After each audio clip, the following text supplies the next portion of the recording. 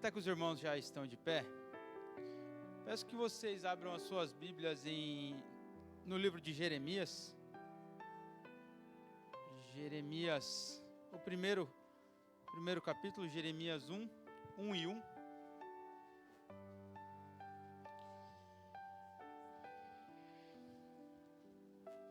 Confesso que toda vez que sou chamado para pregar, eu fico muito nervoso.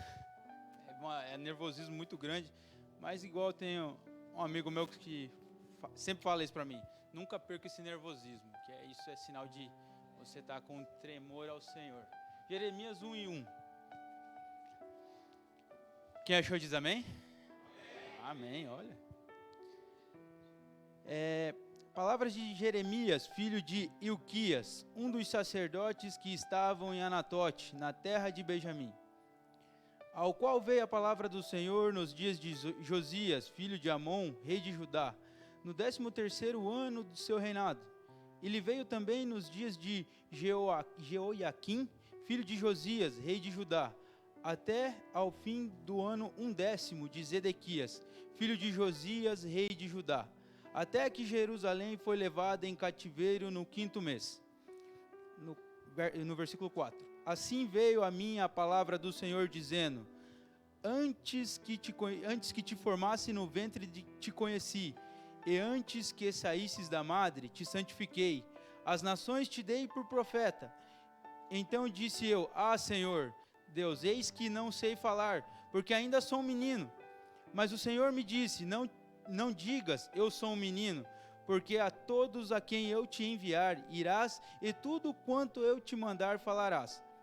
Não temas diante deles, porque eu estou contigo para te livrar, diz o Senhor. 9. E estendeu ao Senhor a sua mão, e tocou-me na boca, e disse-me o Senhor, eis que ponho as minhas palavras na tua boca. Olha, ponho-te neste dia sobre as nações, e sobre os reinos, para arrancares e para derrubares, para destruíres e para arruinares, e também para edificares e plantares. E ainda veio a mim a palavra do Senhor, dizendo: O que é que vês, Jeremias? E eu disse: Vejo uma vara de amendoeira. E disse-me, Senhor: Viste bem, porque eu velo sobre a minha palavra para cumprir. Amém? Pode se sentar. Antes de entrar um pouco no texto, eu fiz um pequeno estudo sobre o que significa profeta. Porque nos dias de hoje a gente tem uma visão um pouco deturpada do que significa profeta. Profeta, a palavra profeta vem do grego profete, que significa fala em nome de alguém. Então, quando a gente se refere aos profetas do Antigo Testamento, todos eles não carregavam mensagem própria, e sim a mensagem que Deus colocava na boca deles. Então, todas as vezes que a gente for ler no Antigo Testamento sobre profetas, eles não carregavam uma mensagem própria, uma mensagem deles. Tudo que vinha à boca deles era a boca de Deus. E era sempre o que Deus queria falar com aquele povo naquele exato momento. E uma vez, esses tempos atrás, eu preguei sobre Gideão. E como no livro de Juízes, sempre que dava algum BO, Deus levantava um juiz para dar uma acordada no povo. E assim também era com os profetas. E Jeremias, ele foi levantado para falar com o povo de Israel. Ele passou por alguma linhagem de alguns reis, e a maioria dos reis no qual ele passou, todos eles ergueram altares a outros deuses, serviram. No caso, uma palavra que eles usam muito, a prostituição de Israel. Israel troca Deus por deuses como Baal, Aserá e alguns outros deuses.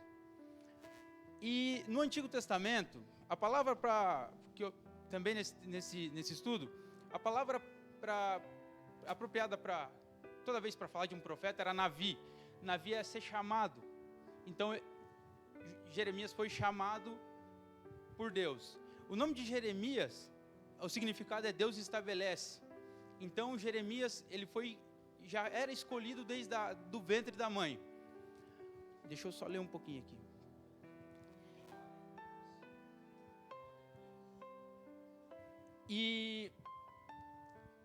E as profecias do Antigo Testamento, muitas vezes a gente acha que uma profecia é para revelar algo que vai acontecer no futuro.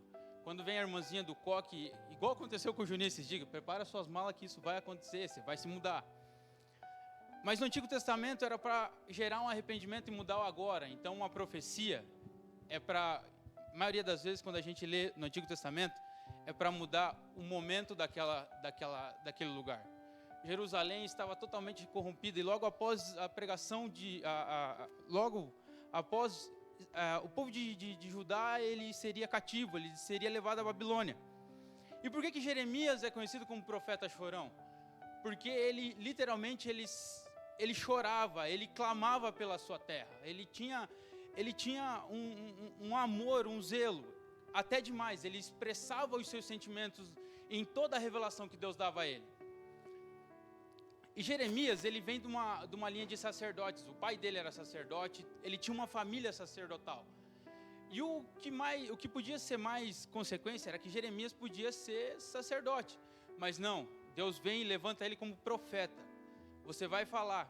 E o mais engraçado de tudo é que quando Deus vem e fala para ele, antes de que te formasse no ventre te conheci, e antes que saísses da madre te santifiquei, as nações te dei por profeta. Aí a resposta natural de qualquer um é ficar, meu Deus. E Jeremias responde, Senhor Deus, eis que não sei falar, porque ainda sou um menino. E esse pedaço, para mim, me chama muita atenção, porque eu não sou um crente, digamos, velho. Eu não tenho tempo de caminhada com Cristo. Eu me batizei em 2019, então isso que está acontecendo hoje, para mim, é novo. Tudo é novo, eu pregar, eu preparar um estudo é novo, para mim tudo é novo. E quando essa palavra vem a Jeremias, eu te dei a nação por profeta, Jeremias, eu sou um menino, eu não sei falar. E muitas vezes eu me pergunto, Senhor, por que eu? Eu não sei falar, eu não tenho a melhor dicção, eu não sou o melhor pregador, eu não sei rodar, eu não sei girar. Mas Deus falou assim, é contigo. E a resposta de Deus ainda, mas o Senhor me disse, não digas, eu sou um menino, porque a todos que eu te enviar irás e tudo quanto eu te mandar falarás. Depois que eu li essa resposta, irmão, não tem mais o porquê, nem eu, nem você que está sentado aqui dizer eu sou um menino, ou eu não sei fazer, ou eu não posso fazer. Porque o Senhor está dizendo, vai e fala, mas não é na tua força, é na minha. Como eu preguei na última vez sobre Gideão achava que era pela força dele, e Jeremias achava que era por ele que ele tinha que falar. E não. Deus estava falando, vai, eu vou colocar as palavras na sua boca. Tudo quanto você falar é a palavra minha, é o que eu quero dizer para o meu povo.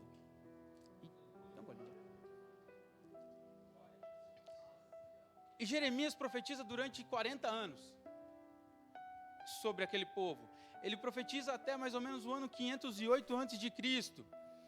E o mais engraçado é que ele nasce em Anatote. Anatote, o significado da palavra Anatote é o lugar onde as orações são respondidas. Ele não nasce em Jerusalém. Eu até mandei esses dias, eu estava estudando e acabei mandando errado para uma pessoa aí. Esse cara está me zoando até agora. E Anatote é um lugar onde as orações são respondidas. E o mais engraçado é que Deus tira ele de Anatote e leva ele a Jerusalém, que era uma cidade onde já não tinha... Já tinha sido corrompida, tanto por ter se virado a Cristo, como a imoralidade dos seus reis. A imoralidade tanto de caráter, o caráter de toda a população de Israel, de Judá, já tinha sido corrompida. E ele sai de Anatote, ele sai da linha de sacerdote. Anatote, só para posicionar os irmãos geograficamente, ela fica a 5 quilômetros a noroeste de Judá. E Deus leva ele para profetizar. Ele tira ele. Muitas vezes Deus nos tira do lugar de comodismo. Às vezes a gente está num lugar tão cômodo e Ele vai nos levar a um outro lugar para profetizar, para ser boca dele em algum lugar que a gente acha que não é. Isso tem acontecido comigo, porque eu trabalhei um tempo com o Juninho, trabalhei com a Nath, e era um lugar fantástico. A gente podia falar de Jesus o tempo todo. E hoje Deus me tirou de lá e me passou um tempo. Eu estou num trabalho onde ninguém serve a Cristo, ninguém sabe falar de Jesus. Quando fala-se de Jesus no meu local de trabalho é com deboche. Mas tudo tem um porquê. Tudo tem um porquê, porque enquanto as pessoas não conhecerem o verdadeiro Cristo, quer dizer que Ele não vai vir, porque toda língua vai ter que confessar e declarar que Ele é o Senhor. Então, às vezes, Deus nos muda, nos tira, nos leva para uma zona de confronto, é para realmente nos testar a nossa fé. E foi isso que aconteceu com Jeremias. Jeremias, ele sai de Anatote, ele vai a Jerusalém, ele vai... No começo, ele tem uma amizade muito grande com o rei Josias. E Josias não persegue, mas com a morte de Josias, os outros reis que vieram a seguir perseguiram ele. Tanto que Jeremias, ele acaba sendo jogado literalmente no esgoto e preso por muito tempo. A pregação de Jeremias não era aquela pregação gostosa de ouvir. Não é aquela pregação de ele apontava o dedo e dizia: não, você vai vencer, você vai ter um carro, você vai ter tudo. Jeremias, ele pregava e falava: não, se arrependa, para com as suas práticas, parem com as práticas ruins, vivam uma vida de santidade com Deus. Jeremias foi perseguido, muito perseguido e confrontado por não falar aquilo que o povo de Israel queria ouvir. Ele falava aquilo que Deus queria falar. E muitas vezes a gente também não está acostumado a ouvir o que Deus quer falar com a gente. O nosso ego não deixa a gente ouvir o que Deus quer falar. A gente quer ouvir aquilo que é bom para a gente, aquilo que é gostoso para o nosso coração, aquilo que vai massagear momentaneamente, aquilo que a gente vai se satisfazer. Mas nem sempre a palavra do Senhor vai ser aquela palavra mais gostosa, a palavra saboriosa. Ele é como um pai. Ele sabe amar e sabe repreender. E é isso que eu entendo aqui, lendo o livro de Jeremias, estudando um pouco a vida de Jeremias.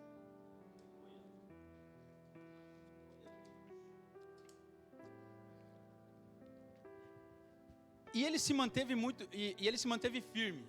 Ele se manteve firme durante toda a sua vida, porque justamente por o que eu acabei de falar, ele pregava, ele deixava-se ser usado pelo que Deus queria falar. Ele não se corrompia. Ele passou por dificuldades. Tanto que aqui no verso 9, Deus fala assim: e estendeu o Senhor a sua mão e tocou a minha boca e disse-me: ó Senhor, eis que eu ponho as minhas palavras na tua boca. Não, é no 8, desculpa. Não temas diante deles, porque estou contigo para te livrar, diz o Senhor. E aqui no verso 8, em momento nenhum Deus falou que a vida dele ia ser fácil. Em nenhum momento Deus falou que agora hoje, a partir de hoje eu te escolhi desde o ventre, você vai ser profeta, eu te entreguei às nações, você vai ter tudo do bom e do melhor. Mas em nenhum momento Deus falou que a vida dele ia ser de boa, ia ser suave. Pelo contrário, Deus ainda fala: não temas, porque estou contigo para te livrar. E é isso que a gente tem que ter, tem que ter em mente. Às vezes as nossas vidas a gente vem. Ontem a gente estava num culto e o pregador falou sobre aceitar a Jesus. Não é Jesus que nos me perdi. A gente vem e aceita Jesus. Jesus que tem que nos aceitar, porque nós somos pecadores e errados. A gente estava num caminho contrário. Às vezes a gente fala: eu tive um encontro com Jesus. Não, Jesus não estava perdido. É a gente que estava perdido, a gente que estava longe dele. E às vezes quando a gente tem esse ato de fé pública, de agora eu sou um cristão, a gente acha que a nossa vida mudou, a nossa vida vai ser legal, daqui para frente não vai acontecer mais nada. Semana passada o Andy pregou e ele falou que a gente acha que Deus é como se fosse num filme de Hollywood, vai estar tudo certo, a gente aceitou Jesus e num passe de mágica a gente entrou no mundo da Frozen. Não é isso. Vai ter provações, porque no final das contas a gente precisa ser testado e aprovado. A gente precisa ser provado, a gente precisa ir para o forno, a gente precisa ser refinado. Como no próprio livro de Jeremias, a gente precisa ir para a mão do oleiro, a gente precisa ir ser moldado. Mas é um molde não de fora, só o externo. Deus muda de fora para dentro. É uma mudança contínua, é um aceitar Jesus contínuo. É um aceitar a Deus, é uma caminhada contínua. A gente precisa deixar ser moldado. Deixar Deus nos encontrar e falar: Senhor, são as suas mãos, eu vou fazer o que for preciso para viver contigo, mas me muda. Eu não quero, igual uma vez eu e o Juninho a gente pregou junto, a gente falou sobre Paulo, e Paulo, eu já não sou o que eu era, eu estou no caminho, mas ainda quero ser melhor, e é isso uma vida cristã. E aqui, em Jeremias, aí continua o texto, em Jeremias 11, ele teve a primeira visão. E ainda veio a minha palavra do Senhor dizendo: que é que vês, Jeremias? E eu disse: vejo uma vara de amendoeira. E disse o Senhor: viste bem, porque eu velo sobre a minha palavra. Cara, eu li esse texto a semana toda. E eu fico, cara, que viagem, Deus falando e mostrando uma visão para ele. E real. Quantas vezes a gente às vezes fica querendo ouvir a voz do Senhor. E às vezes o Senhor está no silêncio, porque Ele está no direito dele de trabalhar e ficar em silêncio. Mas assim, o mais doido disso tudo é que no Antigo Testamento, eles não tinham um lugar fixo. Deus falava quando Ele queria, com quem Ele queria, do modo que Ele queria. Ele usava do jeito que Ele queria, e ainda é assim. Só que a gente se esqueceu. A gente vive, às vezes, num evangelho tão quadrado que a gente não quer ouvir a voz do Senhor. Que é o que eu acabei de falar, às vezes a gente ouve só o que a gente quer. A palavra do Senhor não é assim. Ele fala como Ele quer, quando Ele quer, e é tudo do jeito dele. O que nos basta a gente ter é fé, é acreditar que Ele vai continuar. Ele fez ontem, hoje e vai fazer amanhã. E eu achei mais engraçado, e eu fui pesquisar o porquê que Ele mostrou uma vara de amendoeira. Vara, nesse contexto do texto, vara significa o homem. E a amendoeira ela é o primeiro fruto no Oriente Médio a nascer depois do inverno. É como se a amendoeira esperasse o inverno acabar e começar a primavera para ela florir. E Deus estava dizendo assim: eu sou um homem vigilante, eu velo pela minha palavra, e eu vou fazê-la cumprir, Jeremias. E eu quero que você seja vigilante, vá, fala, que eu vou fazer acontecer o quanto antes. Eu velo pela minha palavra, tudo que eu falo, nada é jogado ao vento.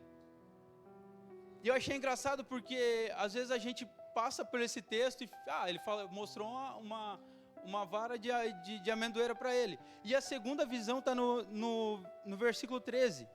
E veio a minha palavra do Senhor segunda vez dizendo: o que é que vês? E eu disse: vejo uma panela a ferver, cuja face está para o lado do norte. Foi onde Deus trouxe o povo para invadir Israel. Então, ao mesmo tempo que Jesus falou assim: eu vou velar pela minha palavra, e o povo vai vir do norte. E é um diálogo que Deus estava mostrando. E Jeremias foi profetizando em todo o livro. Só que todo mundo acha que Jeremias só profetiza coisa ruim. Não, Jeremias profetizou coisa boa. Mas é que ele era... Como que eu vou achar uma palavra? Jeremias era um cara emocionado. Por isso que ele é o profeta chorão. Às vezes ele deixava a emoção tomar conta dele. E às vezes a emoção não é ruim. Ele se emocionava porque ele não queria que acontecia. O que Jeremias queria no fundo do coração dele é que, gente, Deus está falando. Deus está falando, e se convertam, se arrependam.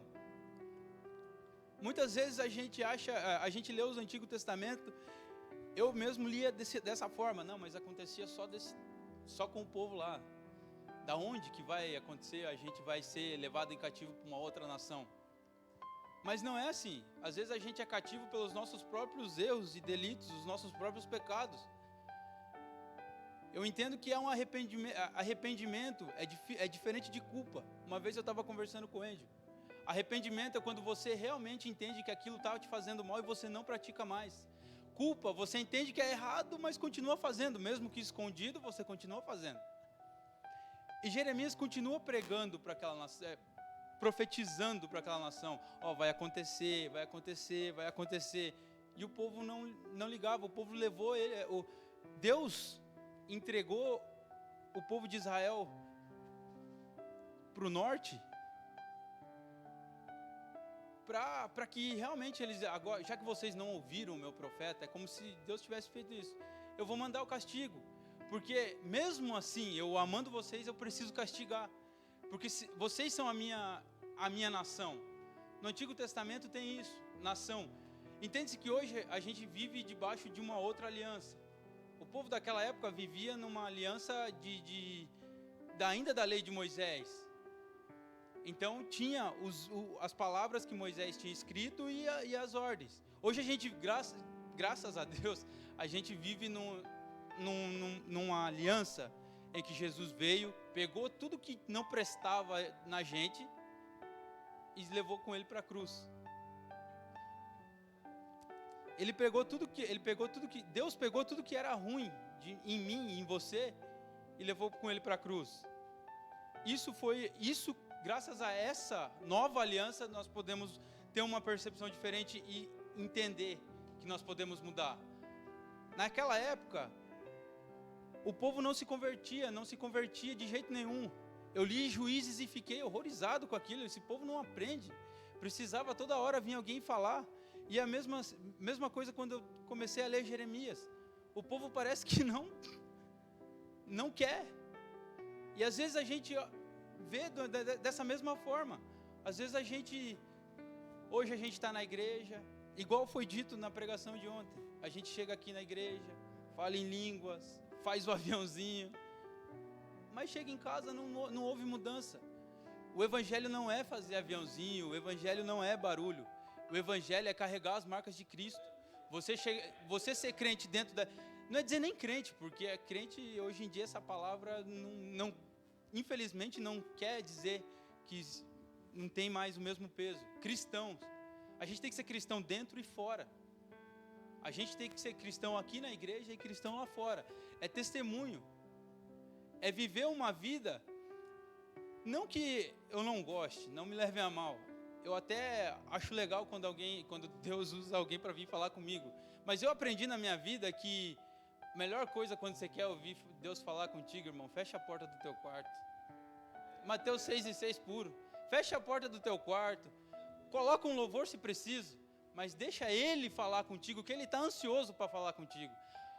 Às vezes, é aquilo que eu disse no começo. A gente quer que Deus fale, mas Deus fale de uma forma gostosa. Senhor, se for para aquele relacionamento meu dar certo, vai ser assim, assim, assado.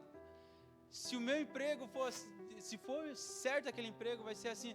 Não, eu não imaginava trabalhar num lugar onde Deus ia me levar para um lugar de confronto, de ser cristão, onde ser cristão é... Não, ele é diferente, ele não tem a mesma ideia que eu.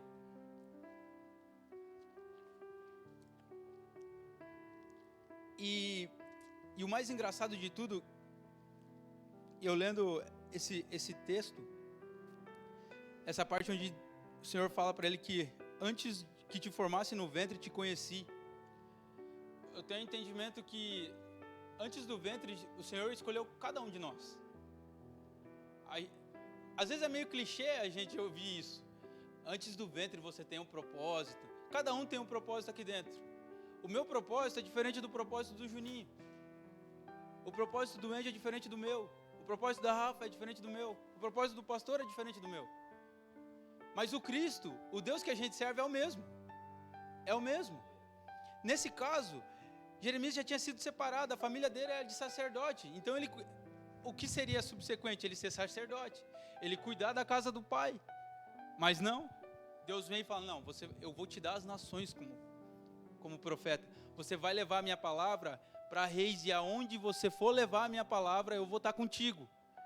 Então, quando eu entendo, quando alguém fala para o Juninho que vai levar ele, não para a morte, mas para outros lugares, eu entendo que a vida dele, Deus chamou ele para uma coisa e chamou eu para outra. Mas em algum determinado ponto das nossas vidas, Deus uniu os chamados para o bem dele. E daqui um pouco pode ser que ele separe e ele traga outra pessoa, tanto no meu lugar quanto no lugar dele. E Jeremias foi. Às vezes isso é ide também. Ele foi, pregou, ele foi perseguido, foi preso, mas em nenhum momento ele se corrompeu. Em nenhum momento ele deixou de crer no Deus que ele servia. E é isso que a gente tem que ser. Independente dos momentos que a gente vive atual, muitos dizem, a igreja vai ser perseguida. Fulano ganhou, agora vão fechar as igrejas. Irmão, isso é Apocalipse. A gente vai ser perseguido. Às vezes é a peneira de Deus na igreja. Porque às vezes a gente vive um evangelho tão, que nem diz o meu amigo Everton, tão Nutella, que às vezes a gente não está pronto realmente para subir. O verdadeiro evangelho significa carregar as marcas de Cristo. Ser mãos e pés dele aqui na terra, como diz o Juninho. E é isso, irmãos. Jeremias, ele segue, esse é só o primeiro capítulo, ele segue para Jerusalém, ele vai pregar para os reis, ele vai advertir o povo dos pecados, dos seus delitos. O povo não vai escutar. Mas na real, quando Deus usa um profeta para falar no Antigo Testamento, é sempre para advertir o povo naquele momento. É para gerar mudança no momento. Não era para o povo ficar pensando no que ia acontecer no futuro, para ver se realmente Jeremias estava certo. Vamos esperar ver se vai se cumprir. Não. Deus não queria que a profecia que Jeremias estava falando, ou que todos os profetas falaram no Antigo Testamento, fosse para frente. É o que hoje a gente tem uma deturpação. A gente acha que toda profecia é para o futuro. A gente tem uma diferença entre profecia e adivinhador, o cara que dá a profetada. A profecia, ela é para gerar uma mudança no que você está querendo fazer, no seu pensamento agora. A profecia, ela é para gerar mudança no teu eu agora. Então, quando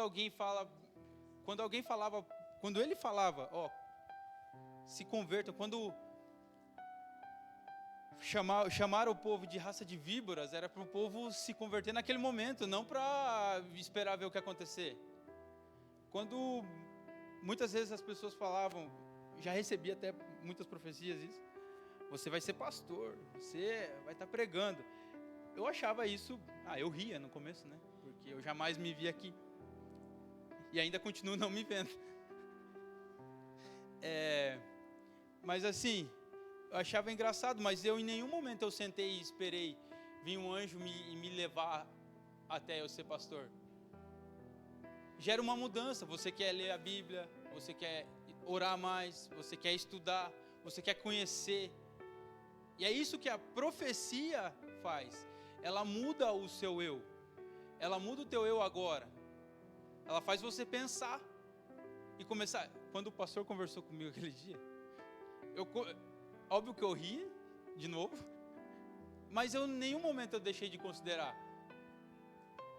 Ele não profetizou, ele não estava falando então de profecia, mas ele estava profetizando.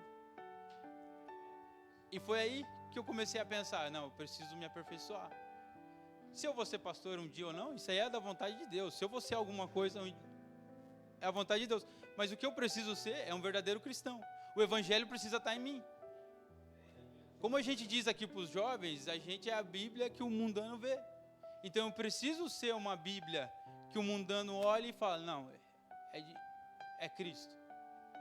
É um pequeno Cristo que está falando. É um imitador. Irmãos, é complicado. Hoje o evangelho que não traz confronto, ele te deixa muito acomodado, você faz com que você acredita que você pode fazer tudo e que Deus te ama independente do que aconteça. Mas não. Jeremias carregou as marcas. Jeremias foi perseguido. Isso é evangelho. Isso é evangelho. E Jesus nem tinha vindo. E o evangelho já estava ali. Carregar a palavra de Deus não é tão leve quando às vezes a gente vê no YouTube, na internet. Nunca é sobre ter um Instagram legal, sobre ter um Facebook maneiro, sobre ter um canal no YouTube com 1 milhão de seguidores que eu estou falando de Cristo. Mas o evangelho que você está falando, que você está trazendo para a internet é real? É o verdadeiro evangelho? O verdadeiro evangelho, ele te traz cicatrizes, ele te molda. E é isso que eu quero que os irmãos reflitam essa noite. Será que o evangelho que estamos vivendo é o evangelho que está nos moldando, que está nos trazendo marcas e está fazendo a gente crescer? Ou o evangelho do comodismo, que está tudo legal? Eu posso fazer e está tudo certo? Amém? Essa é a palavra que eu queria trazer. Espero que eu não fique de banco. Amém? Quero agradecer a oportunidade, quero agradecer a Deus por ter me trazido aqui essa noite. Obrigado pelo Elton e a Aline que me convidaram. Obrigado pelo pastor por ter a confiança de deixar eu pregar. Às vezes são meio doidos, né? Mas amém. Amém?